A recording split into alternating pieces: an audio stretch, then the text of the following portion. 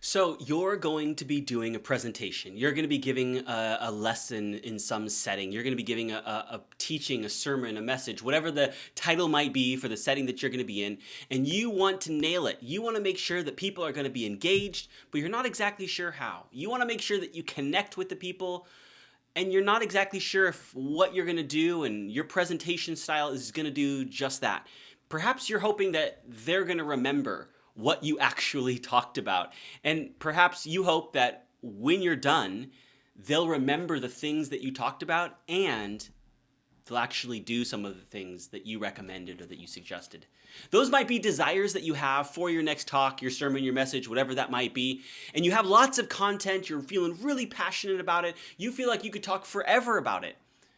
But you don't have forever, and you're not exactly sure if all of that passion that you have is going to translate into them actually walking away, remembering what you talked about, enjoying your talk, connecting with you over whatever that subject is, and perhaps most importantly, doing something differently because of your talk.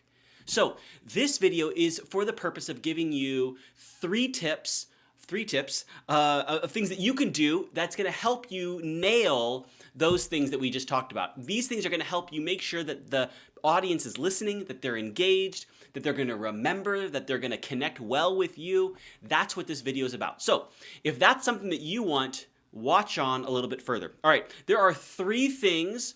They start with the letter P and then S and then A. So PSA for your next presentation, your talk, your message, whatever that might be.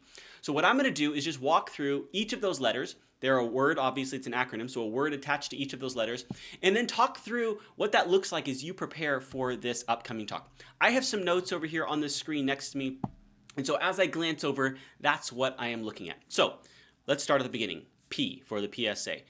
The P stands for purpose. Perhaps you could say that right now with me. Purpose. That is so important as you begin your talk.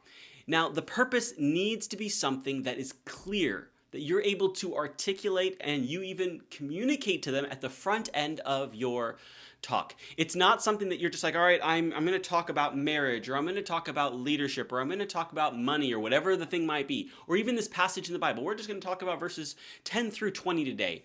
Give them a clear direction, and I would suggest you need to be able to articulate your clear purpose in one sentence, not two, but let's say one or two sentences. You can clearly articulate why you're about to say what you are about to say. So that might sound like this. In the passage that we're going to look at, here's my purpose. I want to give you three clear reasons that Paul offers us for how we can overcome anxiety.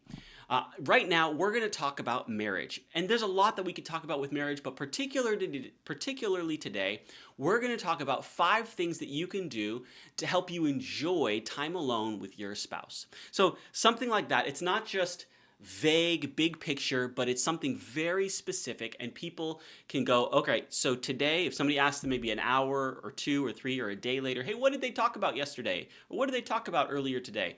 The person can reply and say, they talked about 5 reasons or 5 ways or 5 tools that we could do this, or 3 things or whatever it is.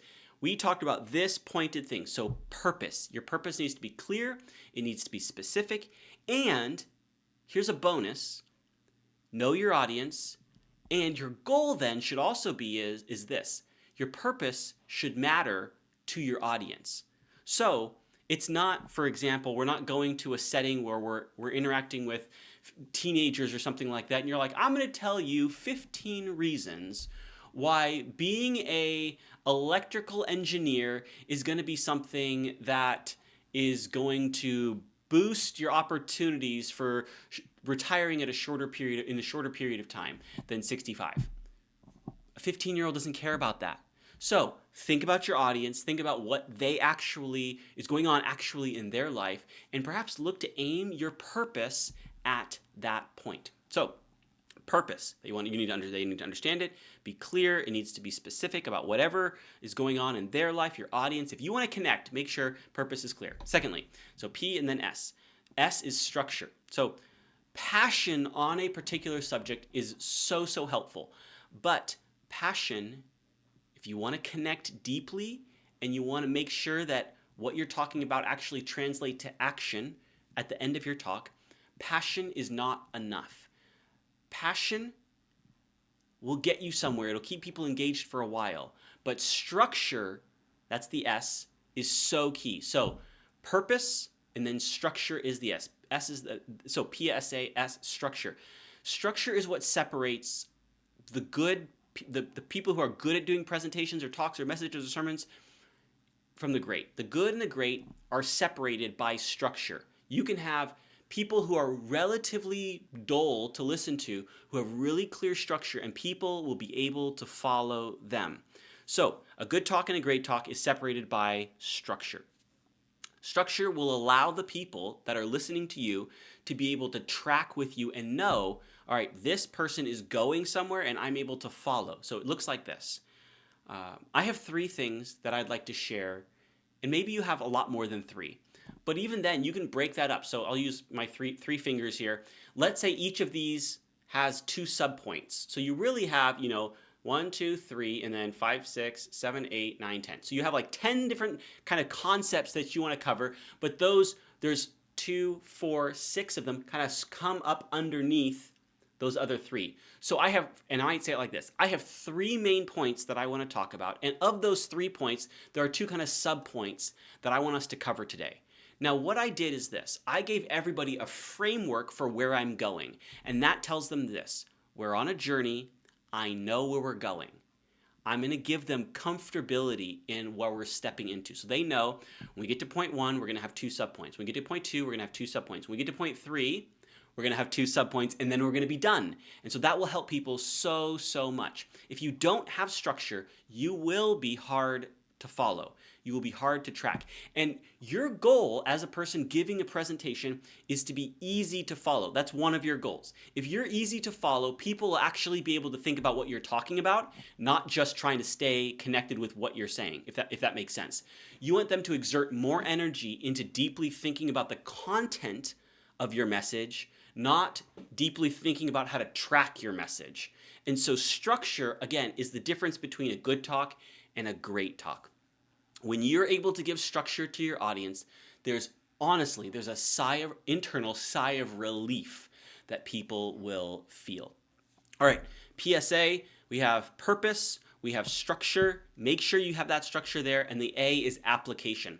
So it's like we're taking people on a journey where we took off, and when you're sitting on the ground in the airplane, the pilot comes on the intercom and says, "Hey everyone, welcome to this flight. We're going to be taking off and we're going to Portland." The pilot just told you, this is where we're going. This is the purpose for us being on this flight. Then, as we're on the flight, I'm able to track, for some of those planes, able to track on the map, right? I can see where the airplane is and I'm getting closer. The application is we have arrived, right? This is so important. People remember the application piece. People just like you remember the landing of the airplane ride, right? So this is where you're telling the people, this is what I want you to think, what I want you to believe, or what I want you to do.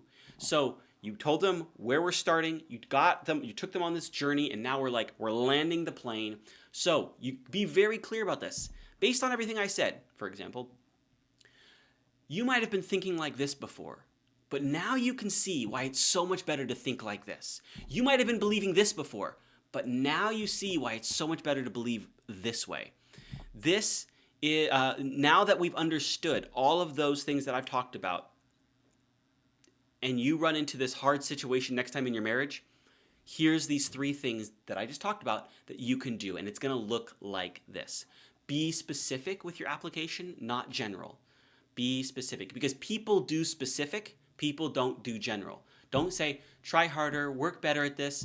Say, when you get home, say these words. When you open your Bible the next time, do these things. People will do specific. When you wake up in the morning, do it like this, because that gives people something to actually hold on to. All right, there's about 9.5 minutes already. We went through the PSA, the purpose, the structure, and the application. I want to give you one other piece that's not attached to this PSA, and it's this: time. Pay attention to the time. Why?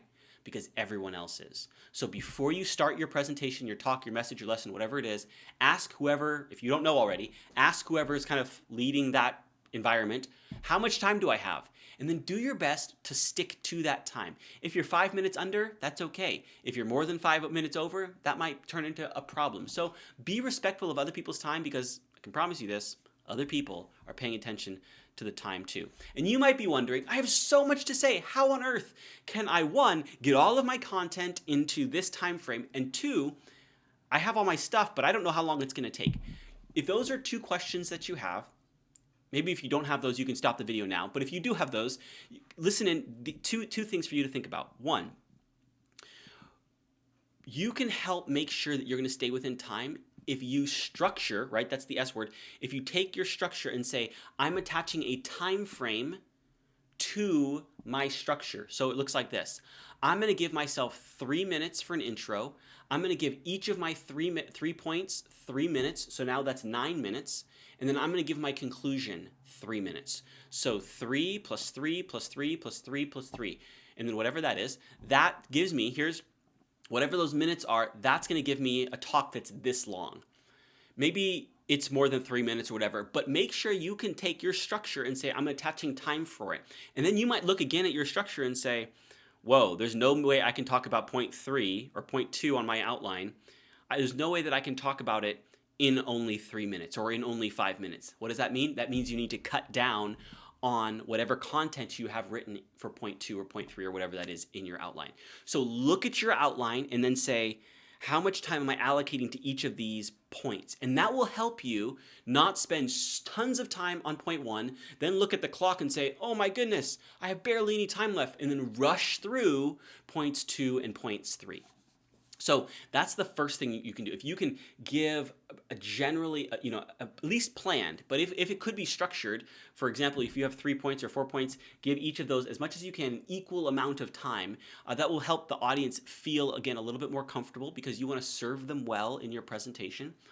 The second thing that you can do, so that's the first thing to help you kind of navigate the time factor. The second thing that you can do is this: practice. Talk through your entire presentation, your lesson, whatever that is. Talk through it before you do it in front of other people and see how it goes. If you say, all right, I have a 30-minute amount of time to do my presentation, my talk, and I'm going to do a practice round the day before, which I 100% recommend. I have another video all about how to do practicing well.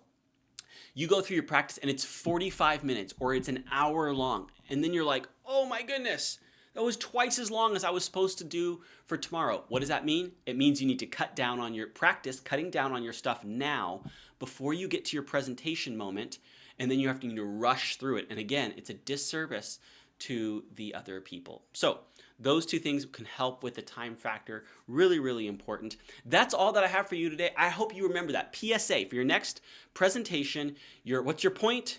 Where's your structure? Do you have a clear application? And then, in conclusion to all of that, pay attention to the time.